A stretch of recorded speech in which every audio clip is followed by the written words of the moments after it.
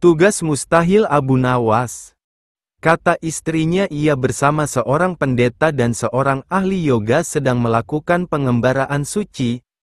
Padahal saat ini Baginda amat membutuhkan bantuan Abu Nawas. Beberapa hari terakhir ini Baginda merencanakan membangun istana di Awang-Awang. Karena sebagian dari raja-raja negeri sahabat telah membangun bangunan yang luar biasa.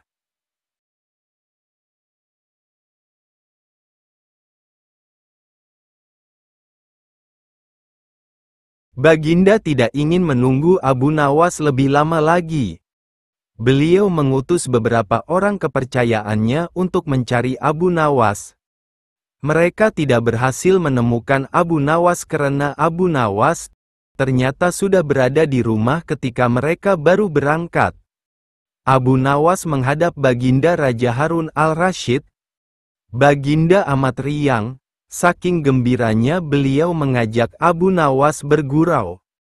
Setelah saling tukar-menukar cerita-cerita lucu, lalu Baginda mulai mengutarakan rencananya. Aku sangat ingin membangun istana di Awang-Awang, agar aku lebih terkenal di antara raja-raja yang lain. Adakah kemungkinan keinginanku itu terwujud?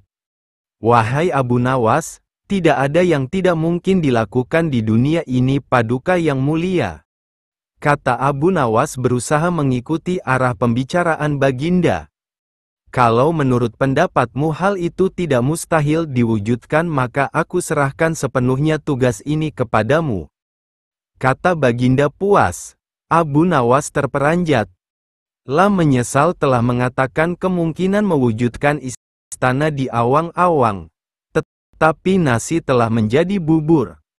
Kata-kata yang telah terlanjur didengar oleh Baginda tidak mungkin ditarik kembali. Baginda memberi waktu Abu Nawas beberapa minggu. Rasanya tak ada yang lebih berat bagi Abu Nawas kecuali tugas yang diembannya sekarang. Jangankan membangun istana di langit, membangun sebuah gubuk kecil pun sudah merupakan hal yang mustahil dikerjakan. Hanya Tuhan saja yang mampu melakukannya. Begitu gumam Abu Nawas. Hari-hari berlalu seperti biasa. Tak ada yang dikerjakan Abu Nawas, kecuali memikirkan bagaimana membuat Baginda merasa yakin kalau yang dibangun itu benar-benar istana di langit. Seluruh ingatannya dikerahkan dan dihubung-hubungkan. Abu Nawas bahkan berusaha menjangkau masa kanak-kanaknya. Sampai ia ingat bahwa dulu ia pernah bermain layang-layang. Dan inilah yang membuat Abu Nawas girang. Abu Nawas tidak menyia-nyiakan waktu lagi. Lah bersama beberapa kawannya merancang layang-layang raksasa berbentuk persegi 4. Setelah rampung baru Abu Nawas melukis pintu-pintu serta jendela-jendela dan ornamen-ornamen lainnya. Ketika semuanya selesai, Abu Nawas dan kawan-kawan menerbangkan layang-layang raksasa itu dari suatu tempat yang dirahasiakan. Begitu layang-layang raksasa berbentuk istana itu mengapung di angkasa, penduduk negeri gempar. Baginda Raja girang bukan kepalang.